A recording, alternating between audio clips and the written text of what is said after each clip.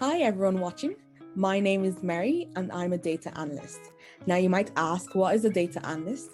Well, simply put, data is information, and as a data analyst, we retrieve and gather information and organize it in a way that business users can make impactful business decisions from the data that they have. So I really got interested in data when I had to perform analysis on the Titanic dataset. Now we've all heard about the Titanic dataset or even watched the movie, but the ability for me to play around in the data and actually find real meaningful truths and that correlated to the movie, I found that so amazing, and that's kind of where my passion grew.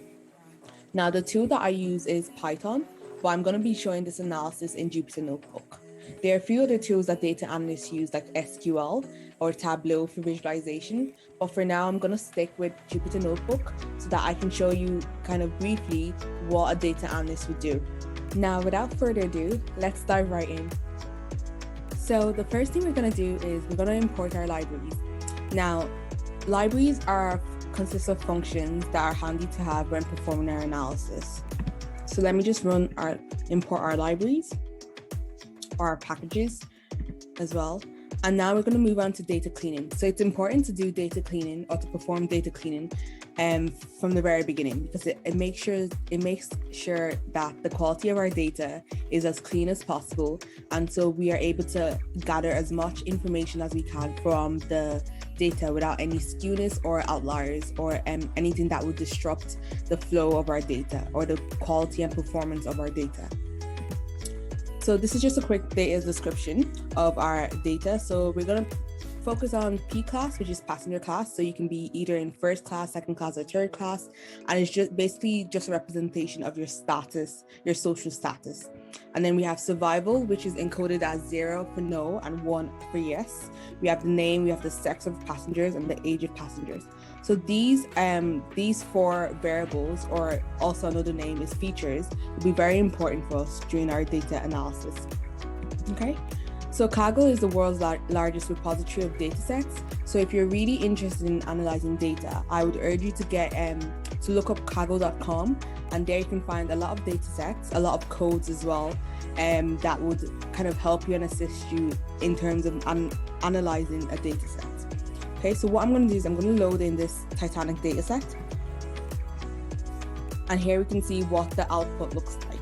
So we can see that DEC has a lot of missing variables, and this again leads to our data quality issues. So we have a really bad, we have missing entries which can actually affect our analysis in the data set. So we want to see, is there any other missing variables within the remaining column of our data set?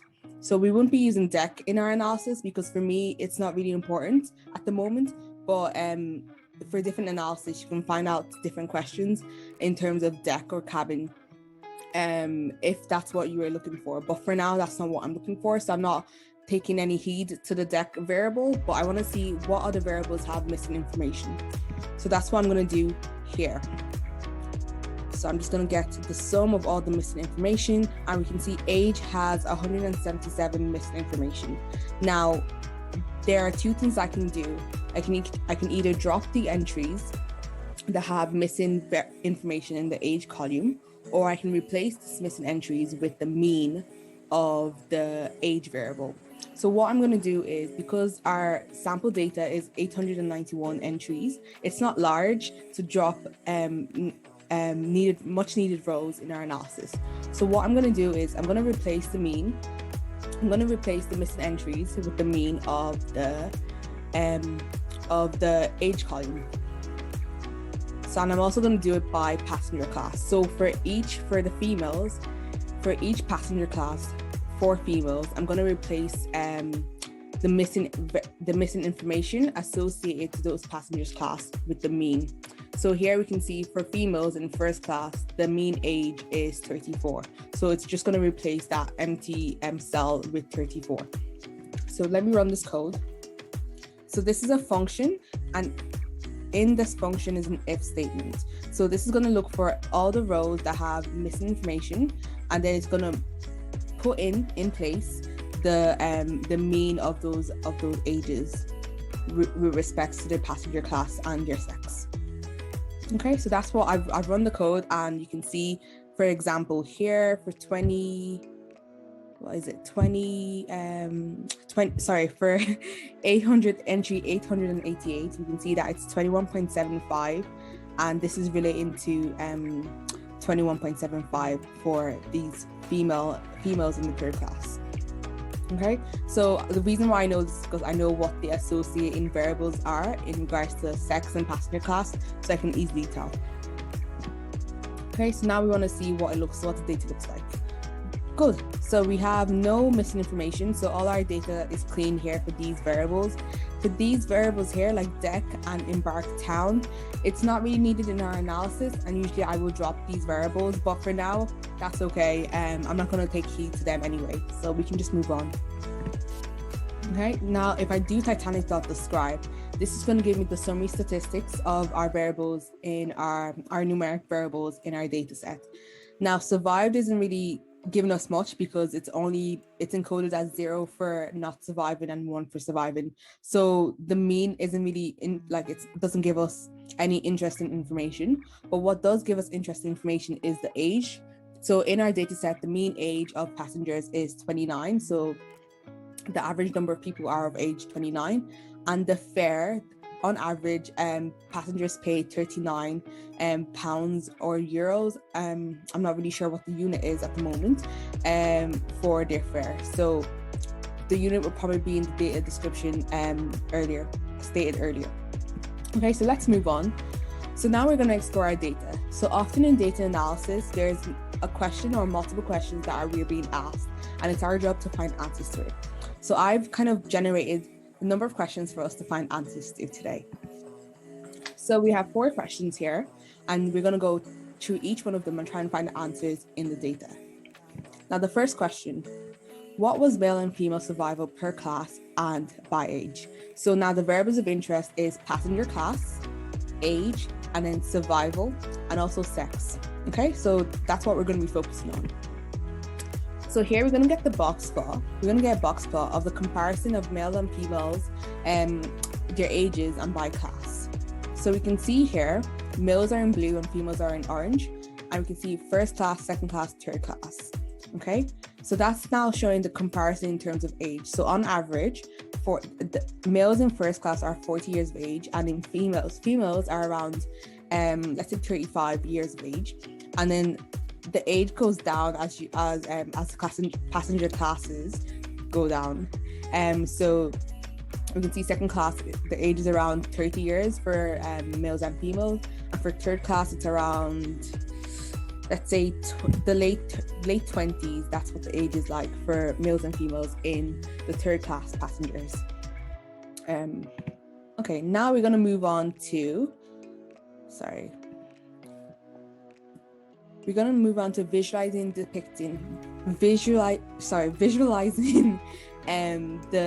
passenger class, sex, and age in our data set, and to see what the survival is like.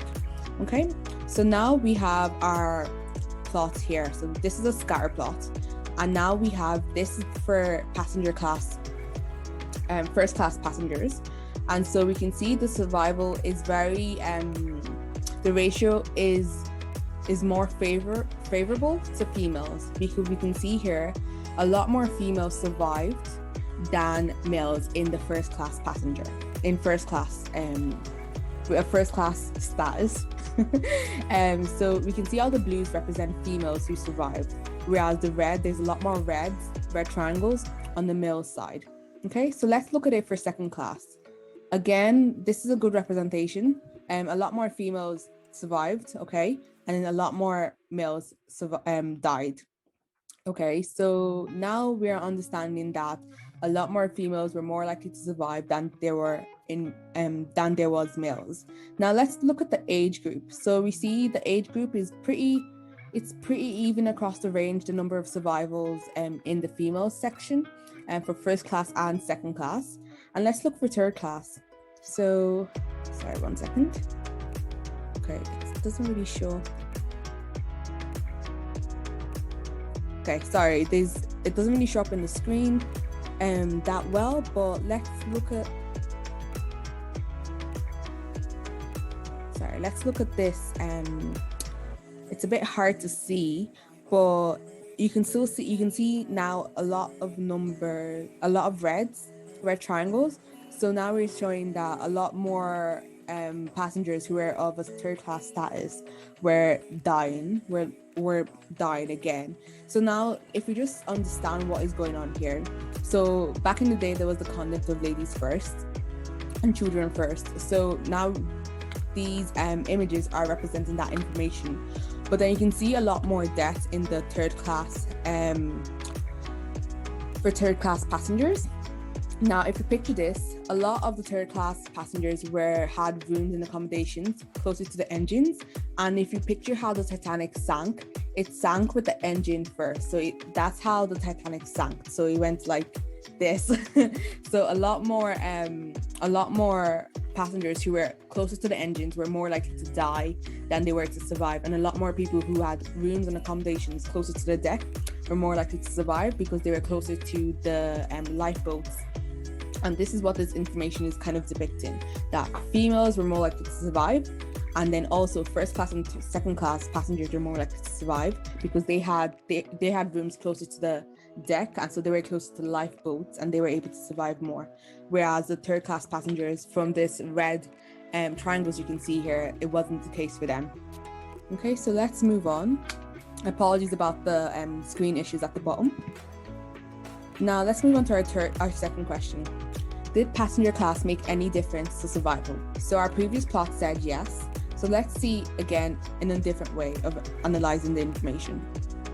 Okay, so we have passenger class here, 1, 2, 3, first, second, third, and we have survival. So 136 people survived with the first class passenger status, 87 for second class, and then 119 for third class. Now, you might think, why is 119 bigger than 87? So what could have happened in this scenario is that a lot of people who were of a third class passenger status might have been bumped up to second class passenger rooms and or accommodations, because maybe there was free spaces or free spaces in this in the accommodation or in the level, and that's why you can see this additional amount of people who survived. Okay, let's look at the total as well and compare it to the total for third class. So it's 190 people out of 491. So this isn't a huge amount, but still it could be a factor again. Well, if you look at passenger class, 136 out of 216. This is like a majority of people who were of first class status that survived. So again, you can see where status comes into place for survival. Okay. Now let's look at the percentages. So again, 62%, over 63% of people with a first class status survived. Now, for passenger class, that was 24% out of the total. 24% survived, and then for those passengers with second class statuses, only around 47 people survived. Again, you can see where status is very important for people who survived, because again, accommodation was closer to the deck and they were closer to the lifeboats and they were more likely to survive. Okay, right, let's visualize what our information. Okay, so we can see now survived is the orange and died is the blue. So you can see it again, a majority of people were in first class statuses were more likely to survive. And then if you look at those passengers with third class statuses, they were more likely to die. So again, we can see kind of history come into play, what we've learned from history, what we've seen in the movies. It's all showing up in this data set. So this is why I found it so intriguing and why I found it so enlightening and so finding meaningful truths from the questions that I had. Right, let's move on to our next question. Which gender had a better chance of survival? So males or females? If you remember from the first question, and the very last plot in the first question, there was a lot of females surviving in first class and second class. So let's see if that is true here for this question. Okay, so now we're going to group our information by sex, and we're going to see the number of people who survived from females to males.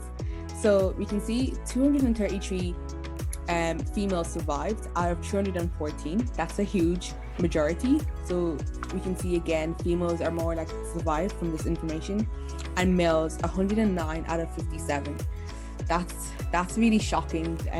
Again, it goes back to the kind of conduct that was there back in the day of females first, children first. So females and children were more likely to get on the lifeboat than males. Okay, let's find the percentages. So we can see 74% of females were more likely to survive, and then 18% of males were more likely to survive. Again, this is kind of backing up what we know from history and what we've seen from our analysis so far. Now let's visualize. So now we are seeing the proportion of for females and males of survival, and we can see that males were more likely to die again, and females were more likely to survive. Okay. Now, our last question today is, were passengers more likely to survive if they were traveling with others? So we know we have parents and children on the Titanic. We had single passengers traveling by themselves. So let's see what the factor is for what influenced kind of survival, whether you were on your own or you were with other people. Okay, so this is just giving us, I created new variables of is not alone, so passengers that aren't alone and passengers that are alone. So now we're going to display the information or the summary statistics relating to those variables. So let's see what we are learning from this. So of the people who aren't alone, the mean age is 26 years of age. So on average, passengers who are 26 years of age are more likely to be alone, whereas passengers who are of 31 years of age are more likely to be accompanied by either children or a partner or spouse or someone else. Okay, and then the fare being paid is around 21 euros or US dollars. Again, currency would be in the date description earlier. And then we can see that on average, passengers who are 26 years of age paid around 48 euros, let's say. Okay, so we can see a discrepancy in fees for the tickets for people who were onboarding the Titanic alone, or they were coming with a family. So we can see the discrepancy in prices, and this could be another analysis on its own as well. Okay, so let's look at visually what we're seeing. So this is just representing visually what the ages of people who were on board the Titanic alone and not alone. So in blue, we can see the outline that from 0 to 70, where the age ranges for passengers who were on board the Titanic not alone, whereas a lot of people who are from 12 to 80 were on the Titanic alone. Okay, so let's look at this with numerics. Okay, so of the people who are alone on the Titanic, 167 of them survived. Now this was just 30% of people on the Titanic, whereas people who were not alone, so who were accompanied by spouses or children, they were more likely to survive. And we can see 179 people survived, and that's almost 50% or 51% of people who survived the Titanic. Now we can see that if we think back, this could be true, or this is actually more likely to be true because first of all, siblings would more likely grab their brothers or sisters and bring them aboard on the Titanic. And then parents and children, parents would go on the Titanic, mainly the wives or the mothers, and they would make sure that the children are on the lifeboat for them, so that to ensure their safety and to ensure their survival. Again, we can see the information is in check. It's making meaningful truths, and we can actually derive business information or business impact if we were going to do something different probably in the way the Titanic was built, or if we were to forecast something similar that could happen, then we kind of have an idea of what would happen if the Titanic was to sink today, or if something a similar boat or ship was to sink today. Okay, so that ends our analysis for today. I hope you enjoyed delving into the Titanic data set with me. I truly enjoyed it. I truly enjoyed going back and reminiscing on the data set that really got me in and interested in data, and I hope it kind of sparked that interest in you as well. If you have any questions and you want to take a look around my analysis or ask me any questions, please feel free to reach out to me. I know my details can be passed on. Also, if you're interested in pursuing a career in data analysis or pursuing a degree or an interest in maths and statistics, again, feel free to reach out to me. But apart from that, thank you very much and have a nice day.